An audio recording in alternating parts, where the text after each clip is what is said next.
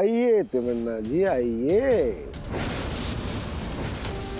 तमन्ना जी, हम जानते थे आपकी बंदगी नहीं मुकर जाएगी। कहिए, क्या पेश करें आपकी खिदमत में?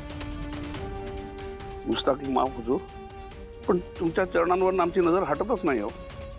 मातीनं आसमानाशी युद्ध करायचं म्हणजे कशाला म्हणतो मी हो? तेवढी पडायचं मातीतच ना. वाह, क्या खूब कहा। आमच्या सीमेवर तुमचं सैन्य तैनात झाल्यामुळे बेदनूर मध्ये कल्लोळ उडाला की हो.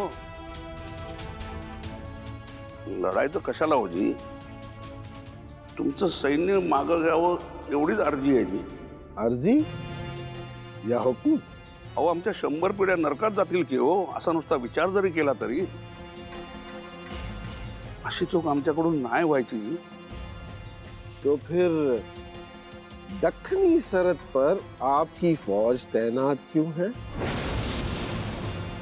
हमसे लड़ने के लिए समंदर के रास्ते से आपका अरमार मुतमकीन हो रहा है।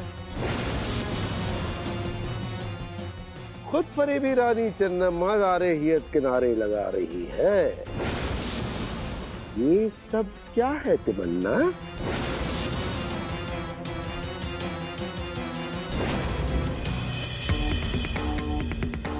हे असले धाडस कशा पायी?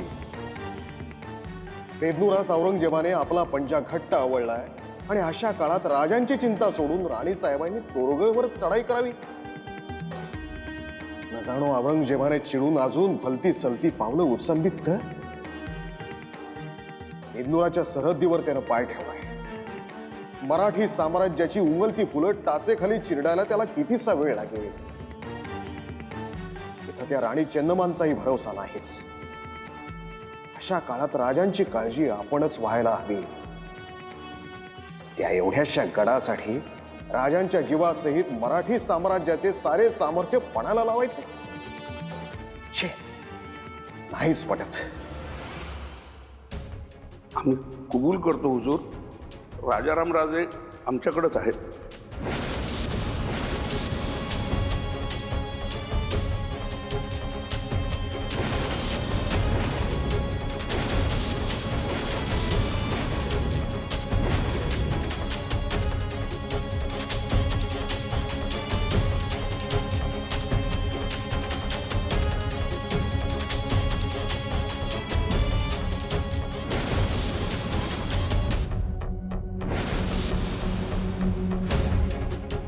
मराठ्यांसमोर बिचारा राणी अम्माचं काही चाललं नाही की हो.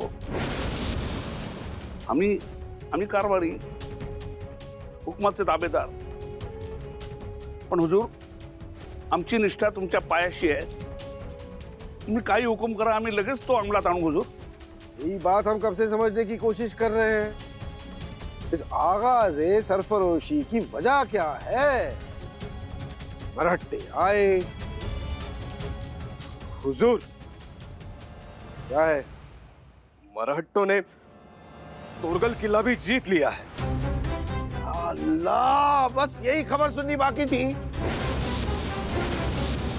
मराठे मराठे मराठे, बख्शाबाद से लेकर मुल्तान सिंध तक अपनी शानो शौकत के झंडे लहराने वाला, जीत का तशरीफा साथ लेकर आया आलमगीर बादशाह यहाँ तो औरतों से हार जाता है? औरतों से?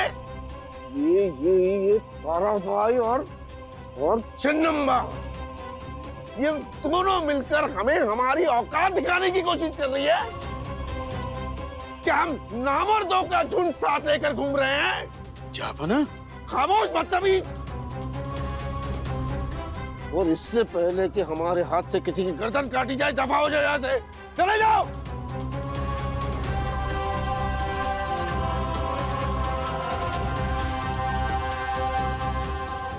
आप भी चले जाइए। हुजूर का गुस्सा ठंडा होने के बाद आपको दोबारा से याद फरमाएंगे। जाइए।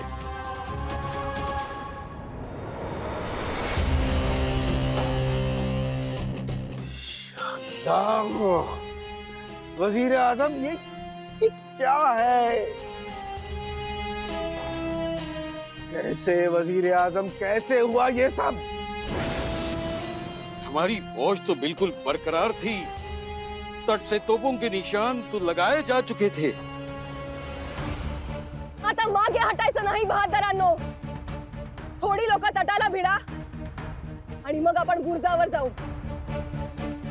पण याद राहा, मुघली सेनेचं लक्ष तुमच्यावरच राहू द्या. त्या अवधीत आम्ही थेट दरवाजावर चाल करू आणि मग थेट आत प्रवेश करू. हर हर महादेव! हर हर महादेव! हर हर महादेव!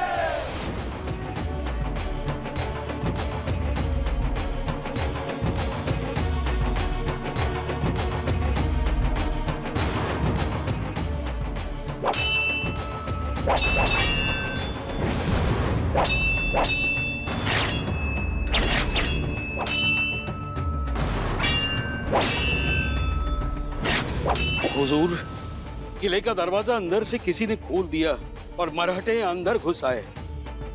उन्हें रोकना नामुमकिन था।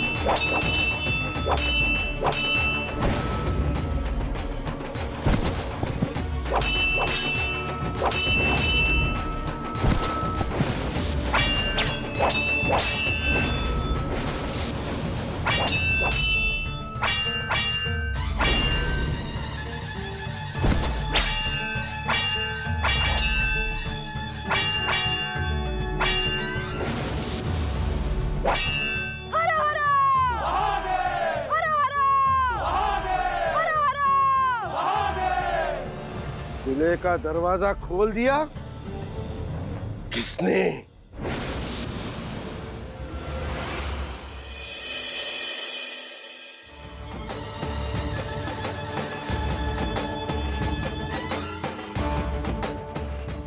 पंतामात्य, मोहिमेतून गवसलेला खजिना हुजूर दाखल होतो. जामदार खाण्यात त्याची मोजदाद लावावी. आणि साहेब, तडफेने मोहीम राबवलीत. दुश्मनांच्या गोटात थेट शिरून हा मिळवलेला विजय खरंच कौतुकास्पद आहे. पण हे कसं शक्य झालं? जिच्यामुळे हे शक्य झालं ती आमच्या निस्बतीत सोबत आली. ही ना?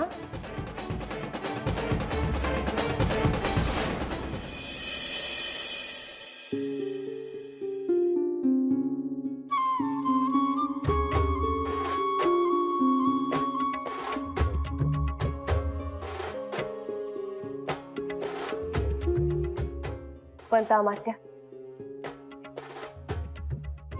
आजचा हा विजयाचा दिवस हिच्यामुळेच. हिने गडाचे दरवाजे आमच्यासाठी उघडले आणि आमचं बाकीचं काम सुकर झालं. ही म्हणजे ही ना, अथणी के मनिहर की बेटी. अथणीस छत्रपती शंभूराजांनी स्वारी केली तेव्हा ही तिथेच होती. नाजूक कळीसारख्या या अशराफ पोरीवर तिथल्याच पुंडांची बदनजर.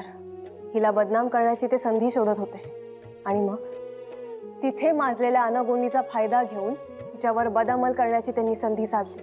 तसेच ते सैतान हिच्या मागे पळत सुटले आणि सैरावैरा धावणाऱ्या या पोरीला नेमके शंभूराजांनीच हेरले. त्या सैतानाचा खात्मा करून त्यांनी हिचा पदर राखला.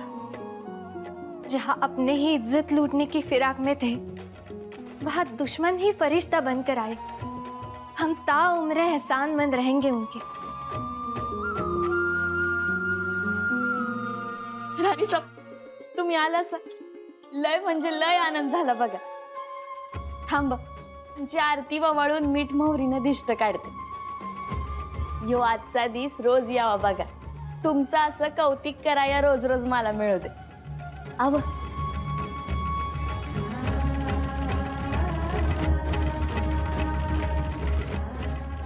आल्याची गेल्याची वाटाची तिटाची कुणाची बी नजर लागू नाही देव.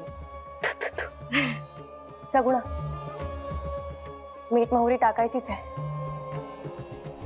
तर हिच्यावरूनही ओवाळून टाक. औरंगजेबाच्या चांद ताऱ्यावरून नक्षत्र खुळून आणलाय आम्ही आज. थांबा, तुमची बी दिष्ट काढते. राणी साहब, राणी साहब, खंडोजी, आपण इकडे. राणी साहब, खबर जिकरीची आहे. बेदनूरचा कारभारी तिमण्णा औरंगजेबाच्या छावणीत पोहोचला आहे.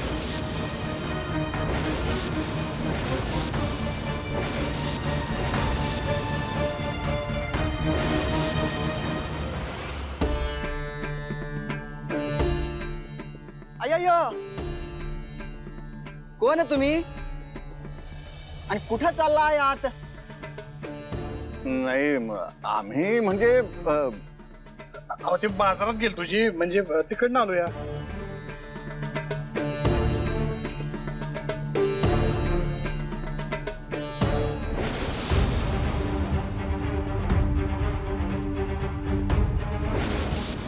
अहो सांगा किंवा नीट कोण आणि कशाला आला इथे म्हणतो मी.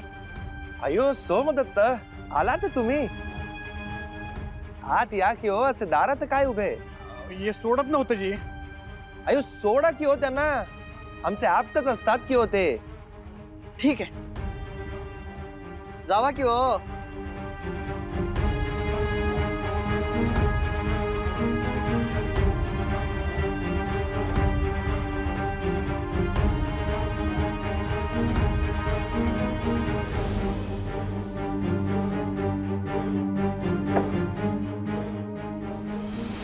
असं तातडीनं येणं केलं आम्ही पाहिलं नसतं तर गजब झाला असता.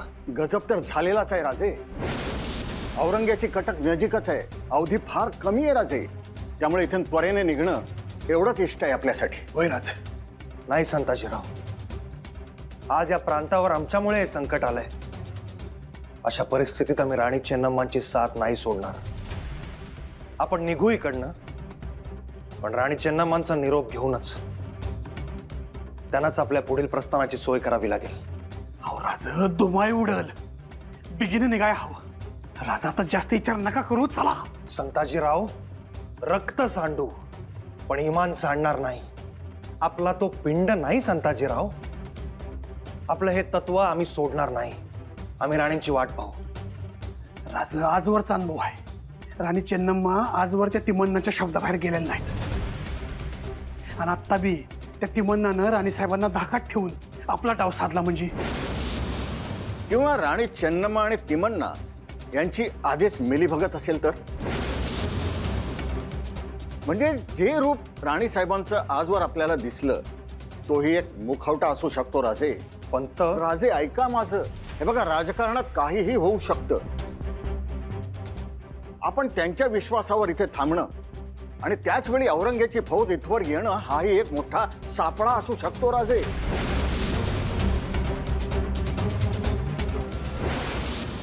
तिमण्णाचं औरंगजेबाशी काय बोलणं झालं ते सांगा. ते नीट नाही सांगता येणार जी. आम्ही राहिलो छावणीच्या बाहेर. आता छावणीच्या आतली खबर कशी कळेल? पर तिमण्णा आधी लईच काळजी दिसत होता आणि ते छावणीत आल्यानंतर समजे काय बे बोलायला लागले. ते काय बाय बोलायला लागलाय म्हणजे?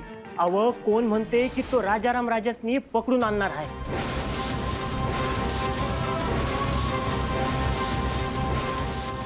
आणि कोण म्हणते की तो निस्ती माफी मागून लष्कराला माग घ्यायला लावणार आहे.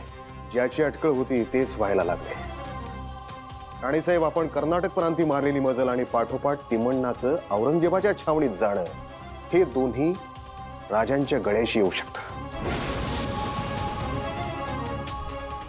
आता कसलेही तर्क लावू नका पंत अमात्य. आम्ही त्या प्रांती धडक दिली ते त्या दिल्लीपतीला लगाम लागावा म्हणून. पण आता तो तिमण्णा काय दिवे लावतोय हे पाहायला हवं. पण त्या औरंगजेबाच्या गोटात थेट त्याच्या बारीतून खबर काढणार कशी? रानी साहिबा, ये नेक काम अगर आप हम पे सौंप दें तो बड़ी मेहरबानी होगी.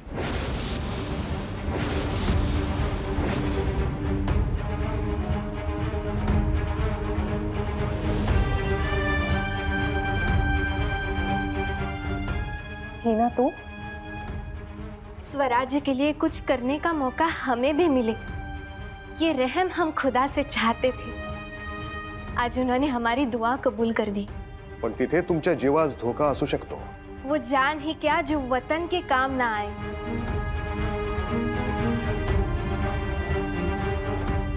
हमारे रूह के साथ खून की हर एक बूंद करेंगे हम स्वराज्य के नाम पे। आम्ही धन्य असू हिना, तुझ्यासारखा नायाब कोहिनूर स्वराज्याच्या कामी अशी आपल्या स्वत्वाची बाजी लावत असेल तर जपून राहा तिथे। जीवावर जोखीम न घेता काम कर, स्वराज्याला तुझी नेहमी गरज असेल। जी राणी साहेबा।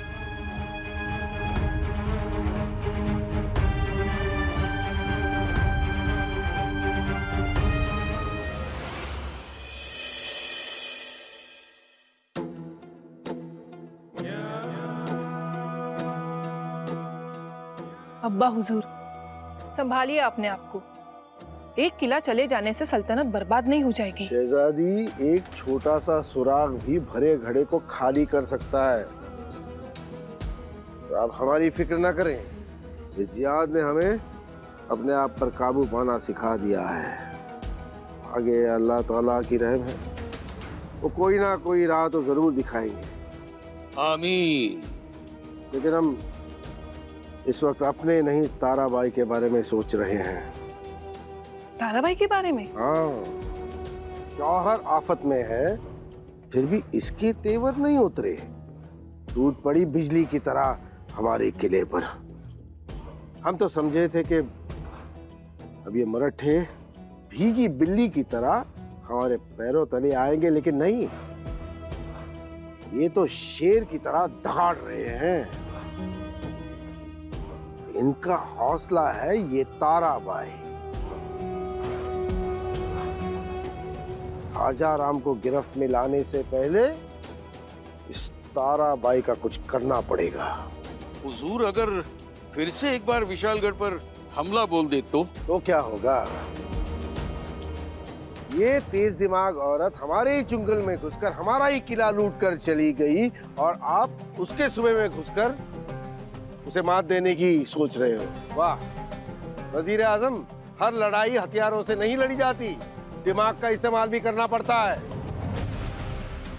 अब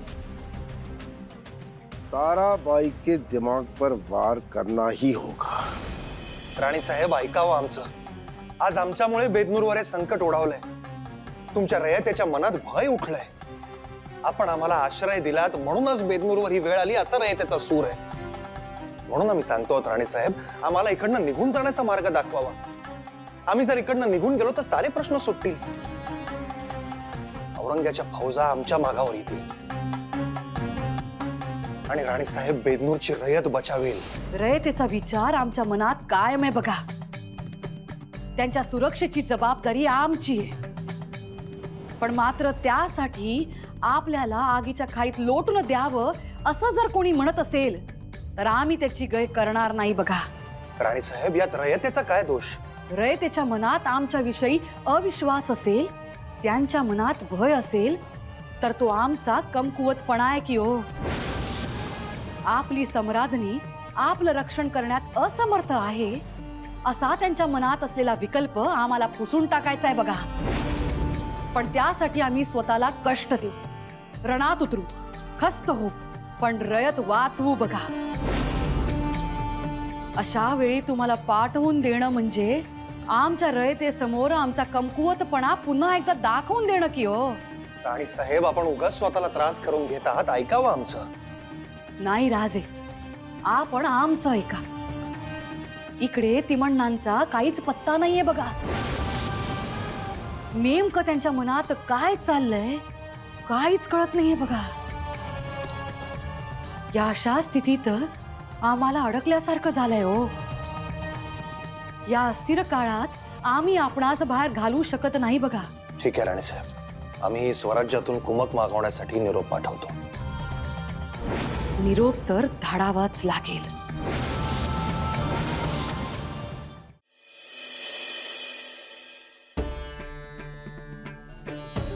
काय झालं असेल बेदनूरास? राजेंच्या सुरक्षेचा हवाला मिळायलाच हवा. आम्ही तोरगळास मोहीम काढली, त्याचा वर्मी घाव जरी नाही बसला तरी ओरखडे उमटलेच असतील औरंगजेबाच्या छावणीमध्ये. मग तो बेदनूरमधून सैन्य मागे घेईल की चिडून पुढची खेळी करेल, काही अंदाजच येत नाहीये. राणी साहेब, बेदनूर वरून स्वार आलाय. स्वार? नक्कीच महत्वाचा खलिता असेल.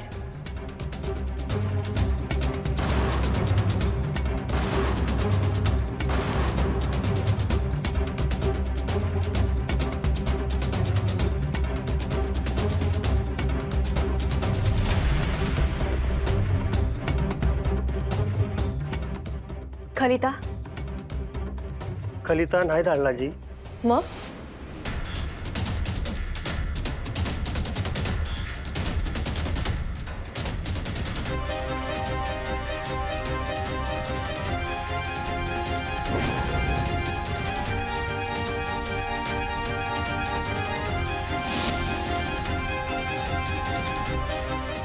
आम्ही आमचं सौभाग्य तुमच्या हवाली करत आहोत. सांभाळाल अशी आशा आहे. करंडा? कशासाठी? नेमकं काय सांगायचं राणी चेन्नम्मांना?